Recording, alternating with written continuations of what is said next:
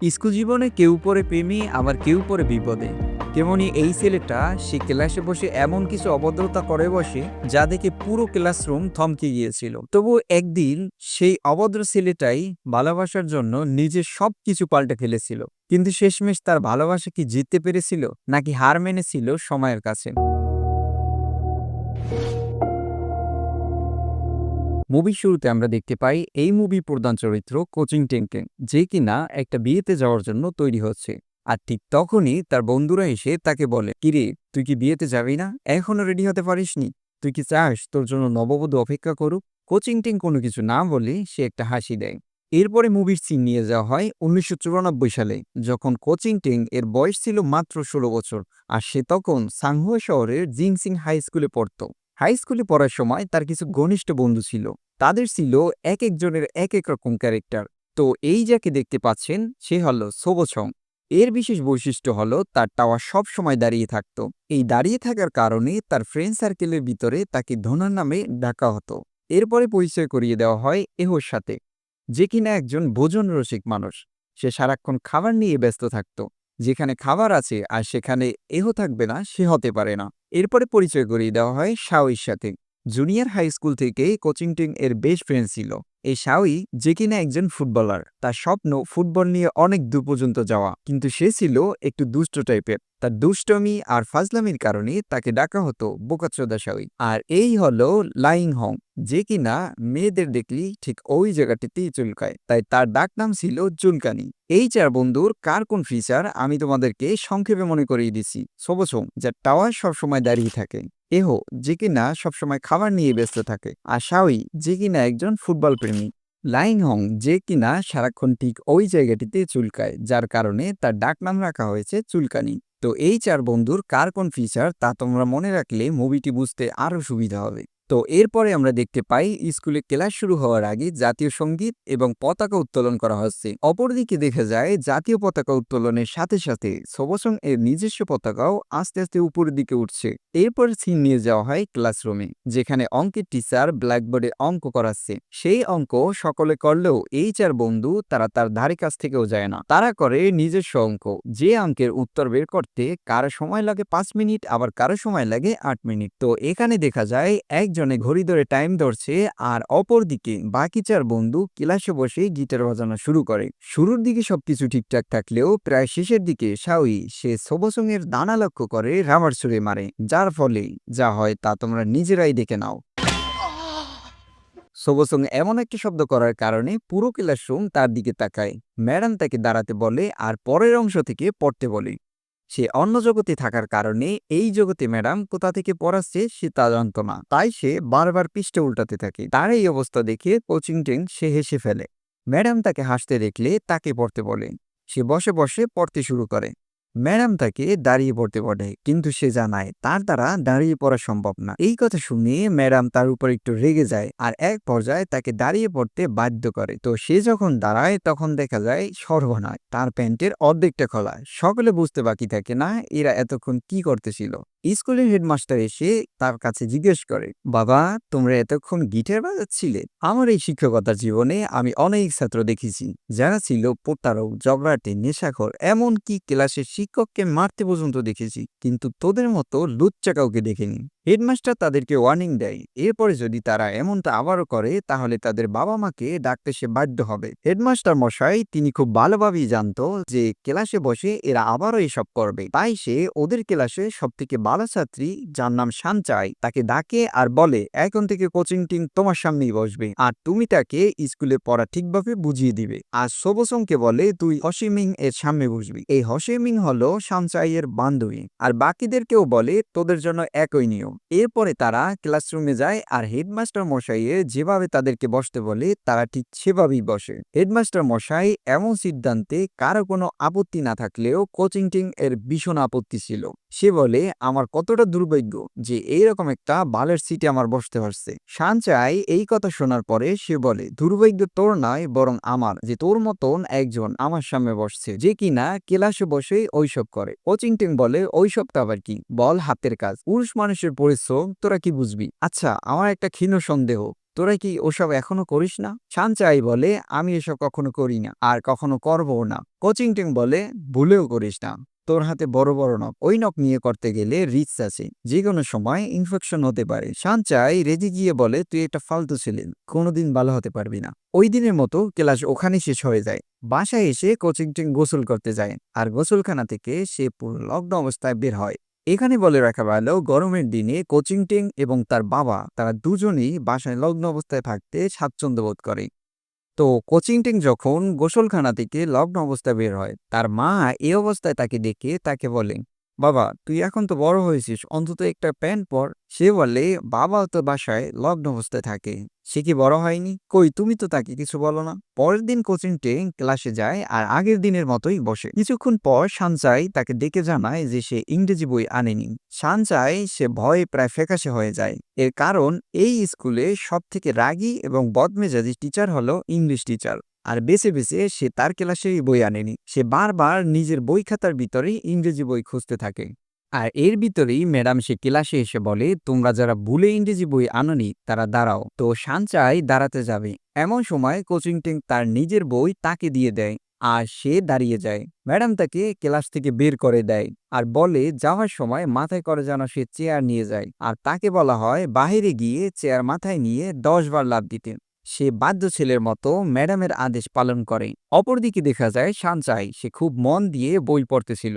হঠাৎ সে দেখতে পায় কোচিং টেং একটা জায়গায় লিখে রেখেছে, সানচাই সে অনেক কিউট, আমি তাকে ভালোবাসি, আর একদিন আমি তাকে পাবই।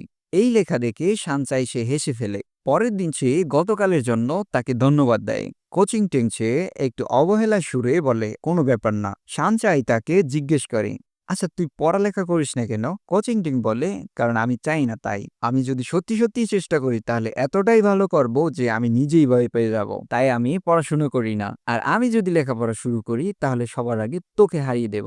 আর তোর হেরে যাওয়াটা আমার কাছে একেবারেই ভালো লাগবে না। সানচাই বলে, পারলে তুই আমাকে হারিয়ে দেখা।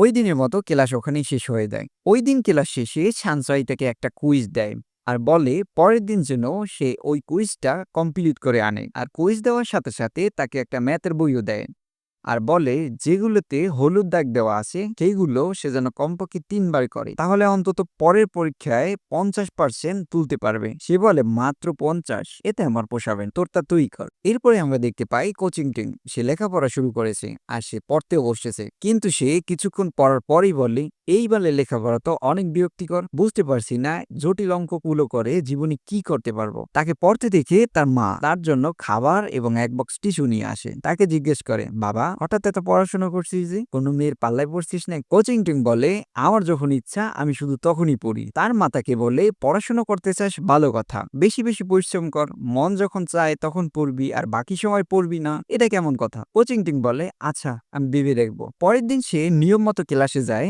আর সানচাই এর কুইজ তার কাছে জমা দেয়। এরপরে আমরা দেখতে পাই কোচিং টিং সে খুব ভালোভাবে পড়াশোনা শুরু করেছে। পড়ালেখার প্রতি এখন সে খুবই যত্নবান হয়ে উঠেছে। তো একদিন রাতের বেলায় বাসায় খুব গরম থাকার কারণে সে জামা কাপড় খুলে চিৎকার দিয়ে দিয়ে পড়তে শুরু করে। তার চিৎকার আর চেঁচামেচির কারণে পাশের বাসার আঙ্কেল সে বিরক্ত হয়ে এসে তাকে জিজ্ঞেস করে যে সে এত রাতে এখানে কি করছে। সে তাকে বলে, আমি ইংরেজি পড়ছি। আঙ্কেল বলে, ইংরেজি তোর জন্য অপ্রয়োজনীয়, ওসব পড়ার তোর কোনো দরকার নেই, এখন তুই ঘুমাতে যা। আর ঘুমাতে যাবার আগে আমাকে একটা ইংরেজি বলে শোনাতো, দেখি তুই কেমন এতক্ষণ ইংরেজি পড়লি। কোচিং টিং বলে, আই ফাক ইউ। আঙ্কেল বলে, এর অর্থটা আবার কি? কোচিং টিং বলে, এর অর্থ হলো আমি তোমাকে চুদি। আঙ্কেল বলে, আমি আগেই বলছিলাম ইংরেজি তোর জন্য অপ্রয়োজনীয়, এখন সময় আছে, আমার কথা শোন আর ভালোই ভালোই ঘুমাতে যা।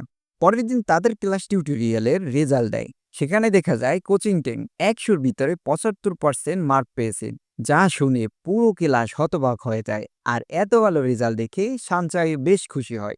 ওই দিন টিফিন টাইমে কোচিং টিং সে ওয়াশরুমে যায় আর সেখানে বসে দেখা হয় শাওইর সাথে। শাওই তাকে জানায় যে সে সানচাইকে ভালোবাসে, অথচ সে তাকে বলতে পারতেছে না। যেহেতু তাদের ভিতরে ভালো একটা বন্ধুত্ব, তাই তাকে বলে, তুই আমাকে একটা লাভ লেটার লিখে দে, যা দিয়ে আমি তাকে পটাতে পারি। কোচিং টিং বলে, এটা আমার লাভ কি?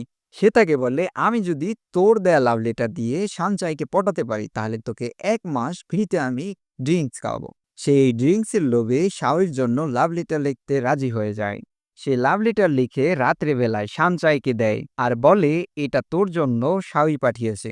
সে কোনো কিছু না বলে তার কাছ থেকে কাগজটি নেয় আর পড়তে শুরু করে। কিছু দূর পড়ার পরেই সে বুঝতে পারে এই লাভ লেটার শাওই লেখেনি, বরং কোচিং টেং লিখেছে। সে বলে, দেখ, আমি বলতে বাধ্য হচ্ছি তুই এই বিষয়ে এখনো অনেক দুর্বল এবং নিরীহ।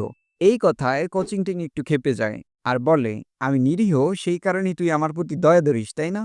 শোন, আমি শুধু তোকে হারাতে চাই না বলেই লেখাপড়া করি না। তোর জায়গায় অন্য কেউ হলে আমি তাকে কবে হারিয়ে দিতাম। সানচাই বলে, ঠিক আছে, পারলে তুই আমাকে হারিয়ে দেখা। কোচিং টিম বলে, আচ্ছা ঠিক আছে, আয় তাহলে আমরা একটা বাজি ধরি। ধর যদি আমি তোকে হারিয়ে দিতে পারি তাহলে তুই 1 মাস সাদা কাপড় পরবি। আর যদি তুই আমাকে হারাতে পারিস তাহলে আমার মাথার চুল ছোট ছোট করে কেটে ফেলবো।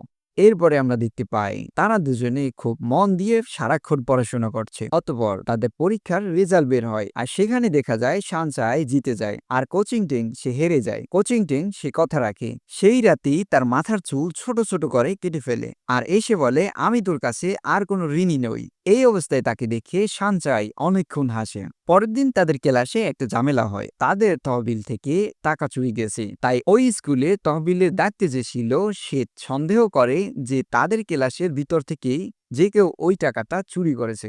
তাই সে এসে বলে, এই টাকাটা যে নিয়েছো সে যদি নিজ থেকে স্বীকার করো তাহলে আমি তাকে শাস্তি কমিয়ে দেব। স্বীকার না পাওয়ার কারণে এক পর্যায়ে সে জোরাজুরি শুরু করে। এই দেখে সানচাই সে প্রতিবাদ করে বসে। এরপরে দেখা যায় তার সাথে সাথে বাকি 4 বন্ধুও প্রতিবাদ করে বসে। তাদের এমন আচরণে স্যার রেগে যায় আর তাদেরকে ক্লাস থেকে বের করে দেয়। সানচাই জীবনে প্রথমবার এমন শাস্তি পাওয়ার কারণে সে লজ্জায় কাঁদতে থাকে। তাকে কাঁদতে দেখে তার বন্ধুরা তার সাথে ফ্লার্ট করতে শুরু করে। এক পর্যায়ে তার মন ভালো হয়ে যায়। এরপরে অবশেষে আসে সেই বিদায়ের অন্তিম মুহূর্ত। বিদায় অনুষ্ঠানে সানচাই বক্তৃতা দেয়, যা সবাই মুগ্ধ হয়ে শুনতে থাকে। তাদের গ্রাজুয়েট শেষ হয়ে যাওয়ার পরে বন্ধুরা মিলে ঘুরতে যায় আর সেখানে বসেই তারা বলে যে জীবনে কে কি হতে চায়। পরের দৃশ্যে আমরা দেখতে পাই যে তারা এক একজনে এক একটা বিশ্ববিদ্যালয় চান্স পেয়ে যায়, যে যার মতো করে পড়তে চলে যায়। আর ওইদিকে দেখা যায় কোচিং টিং সেও একটা বিশ্ববিদ্যালয়ে চান্স পেয়ে যায়, সেও সেখানে পড়তে চলে যায়। বিশ্ববিদ্যালয়ের রুমমেট হিসেবে যাদেরকে আমরা দেখতে পাই তারা খুবই ইউনিক ক্যারেক্টারের। যেমন এই যাকে দেখতে পাচ্ছেন, এর নাম হলো সোলন, যে কি না বডি বিল্ডার। সে সারাক্ষণ ব্যায়াম নিয়ে ব্যস্ত থাকে। আর এর নাম হলো আইচি, সে কখনই ক্লাসে যায় না, সে রুমে বসে সারাক্ষণ চটি গল্প করে। এর নাম হলো সিয়েন হান, যে কিনা সারাক্ষণ পড়াশোনা নিয়েই থাকে। ভাগ্যিস ভালো তাদের ভিতরে একটা জায়গায় মিল ছিল, তারা ভিডিও দেখতো একসাথে। আর ভিডিও দেখার সময় তাদের কিছু কথাবার্তা এমনটা ছিল, এই দেখ দেখ মিয়া খলিফা আগের থেকে শুকিয়ে গেছে না, কিন্তু ওই দুইটা দেখ কিন্তু আরো বড় হয়েছে। সানি লিওনেরটা দেখ, পুরো কালো রেতের মতো। এরপরে আমরা দেখতে পাই শীতের ছুটিতে সানচাই আর কোচিং টিং তারা ডেটে আসে আর তারা একটা ফানুস উড়ায়। ফানুস উড়ানোর আগে কোচিং টিং সানচাইকে বলেন, আমি তোকে অনেক পছন্দ করি আর আমি জানি তুই একদিন আমারই হবি। তুই দেখে নিস, আমি একদিন ঠিক তোকে পাওয়ার যোগ্যতা অর্জন করবই। এই বলে ফানুসটি উড়িয়ে দেয়। ওইদিকে দেখানো হয় কোচিং টিং এর রুমমেটদের, যেখানে একজনে ব্যায়াম করছে, একজনে বোতল ভরে পেশাব করছে আর একজনে পড়াশুনো করছে। তো সোলন আইচিকে বলে, কিরে তুই টয়লেটে গিয়ে প্রসাব করতে পারিস না? দোস্ত, টয়লেট অনেক দূরে, আমার যাইতে অনেক কষ্ট হয়। আর তুই দেখতে পারছিস না আমার সামনে কি সুন্দরী সুন্দরী মাল, এ আমি কখনো পারবো না। আচ্ছা তুই কি বাহিরে যাবি? গেলে আমার বোতলটা একটু খালি করে এনে দিস তো। পাঁচটায় বললে, দোস্ত আমারটাও দিস। আর সেই সময় কোচিং টিং এসে বলে, তোদের কি মনে হয় না আমাদের এখন লড়াই করা উচিত? এই বলে সে রুম থেকে বেরিয়ে যায় আর বলতে থাকে, যে যেখানে আসো তোমরা আমার সাথে লড়াই অংশগ্রহণ করতে পারো। এরপরে দেখা যায় সে সত্যি সত্যি একটা লড়াইয়ের জন্য আয়োজন করে বসে। আর সেই লড়াই দেখতে আসে সানচাই। সানচাই তাকে বারবার নিষেধ করে কিন্তু সে তার কথা শোনে না। লড়াইয়ের প্রথম রাউন্ড থেকেই কোচিং টিং সে মার খেতে শুরু করে, যা দেখে সানচাই ভীষণ কষ্ট পায় এবং লড়াই শেষে তাকে অনেক কথা শোনায়। আর এক পর্যায়ে তাদের ভিতরে কথা কাটাকাটি হয়, তাদের ভিতরে ব্রেকআপ হয়ে যায়। সানচাই আর কোচিং টিম তাদের ব্রেকআপ হয়ে যাওয়ার বিষয়টা তাদের পুরনো ফ্রেন্ড সার্কেলে জানাজানি হয়ে যায়। যার ফলে এহো, যে কিনা সানচাইকে অনেক আগে থেকেই পছন্দ করত, কিন্তু কোচিং টিং এর কারণে সে বলতে পারেনি। এখন যেহেতু ওদের ব্রেকআপ হয়ে গেছে, তাই সে এই সুযোগে সানচাইকে প্রপোজ করে বসে। সানচাই অনেক ডিপ্রেশনে থাকার কারণে তার প্রপোজাল অ্যাকসেপ্ট করে নেয়। এরপরে অনেকগুলো বছর কেটে যায়, যেখানে সানচাই আর কোচিং টিং এর মাঝে কোনো যোগাযোগ থাকে না। একদিন হঠাৎ করে পুরো শহরে ভূমিকম্প শুরু হয়, আর এই ভূমিকম্পে অনেক ক্ষয়ক্ষতি হয়। তো কোচিং টিং খুবই দুশ্চিন্তা করে সানচাই এর জন্য। সে আর না থাকতে পেরে সানচাইকে ফোন দেয় আর জিজ্ঞেস করে সে ঠিক আছে কিনা। সানচাই তাকে জানায় সে ঠিক আছে আর তার কোনো ক্ষয়ক্ষতি হয়নি। এই কথা শুনে সে ঈশ্বরকে ধন্যবাদ দেয় আর বলে, আমি এতক্ষণ টেনশনে মরে যাচ্ছিলাম যে তোর যদি কিছু হয়ে যায়। এই কথা সানচাই শুনে সে বুঝতে পারে যে তাকে আজও সে কতটা ভালোবাসে। এরপরে তারা পুরোনো দিনের অনেক কথা চলাচলি করে। আর অবশেষে দেখানো হয় তাদের পুরনো ফ্রেন্ড সার্কেলে সকলেই গ্রাজুয়েট শেষ করেছে আর যে যার স্বপ্ন পূরণ করেছে। আর দেখতে পায় কোচিং টিং সে একজন ভালো লেখক হয়েছে। তো সে কম্পিউটারে তার নিজের মতো করে একটি লেখা লিখতেছিল। সেই সময় সানচাই তাকে ফোন দেয় আর তার বিয়েতে যাওয়ার অনুরোধ করে। এরপরে মুভির সিন নিয়ে যাওয়া হয় 2005 সালে। তোমাদের মনে আছে শুরুতে আমরা দেখছিলাম কোচিং টিং যে কিনা একটা বিয়েতে যাওয়ার জন্য রেডি হচ্ছিল। আসলে সে সানচাই এর বিয়েতে যাওয়ার জন্য রেডি হচ্ছিল।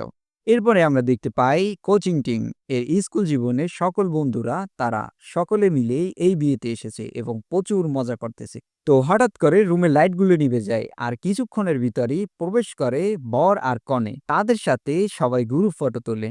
তো একটা পর্যায়ে বন্ধুরা মিলে বরের কাছে আবদার করে বসে যে তারা কনেকে চুমু খেতে চায়। বর সাহেব সে বলে ঠিক আছে, তবে আমার একটা শর্ত আছে, কনেকে চুমু খাওয়ার আগে আমাকে চুমু খেতে হবে, তাও আবার যেভাবে তোমরা কনেকে চুমু খাবে। তো তো এই শর্ত শুনে কেউ চুমু খেতে রাজি হয় না, কিন্তু কোচিং টিং সে সত্যি সত্যি বরকে সরাসরি লিপ কিস করে বসে। আর এটা দেখে সানচাই সে বুঝতে পারে কোচিং টিং সে আজও তাকে কতটা ভালোবাসে। আর তার মনে পড়ে যায় সেই কলেজের পুরোনো দিনগুলোর কথা। আর এখানেই এই সুন্দর মুভিটি শেষ হয়ে যায়।